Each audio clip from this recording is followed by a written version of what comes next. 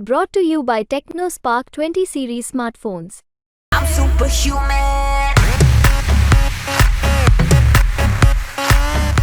राजस्थान का जो भाव है उसमें मैं देख रहा हूं कि लगातार कांग्रेस मजबूत होती दिखाई दे रही है। राजस्थान में बीजेपी के 17 सीट और कांग्रेस के 8 सीट का भाव चल रहा है। जो सट्टा बाजार बीजेपी को 301 दे रहा है, जो सट्टा बाजार 280 दे रहा है बीजेपी को, वहां पर 10 सीटें कांग्रेस को और 15 सीटें बीजेपी को। अब 10 सीटों में कौन कौन, तो 2 नई सीट भी ये बता रहे हैं। 17 सीटों का भाव जो राजस्थान का है 45-55 का है, 18 सीटों का 75-95 का है, 19 सीटों का 110-140 का है, जो संभव नहीं दिखाई दे रहा है।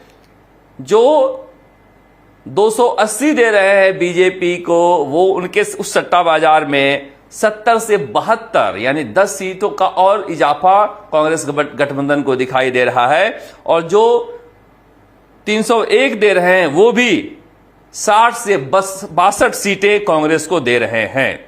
ये स्थिति है यहां पर राजस्थान में।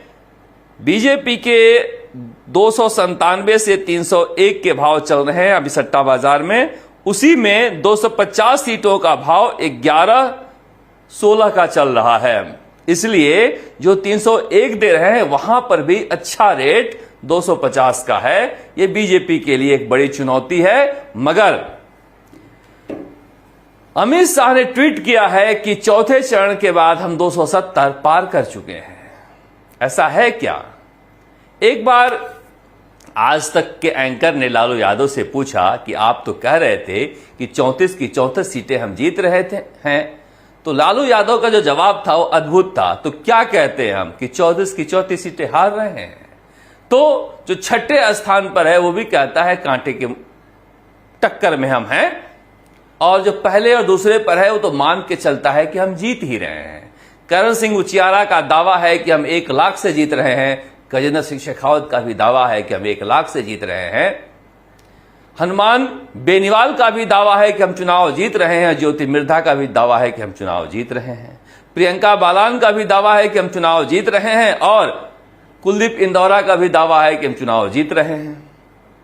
अनिल चोपड़ा का भी दावा है कि चुनाव जीत रहे हैं। और राव राजेंद्र सिंह का दावा है कि चुनाव जीत रहे हैं।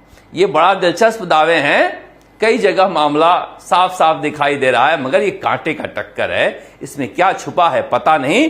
पर देखिए जिस तरह से चौथे चरण में आते आते सट्टा बाजार बट गया, ऐसा लग रहा है कि ये टेलीविजन चैनलों पर जो 1 जून को शाम 7 बजे से एग्जिट पोल शुरू होगा और अलग अलग चैनलों के अलग अलग एग्जिट पोल आते हैं, इसलिए लग रहा है कि सट्टा बाजार भी अब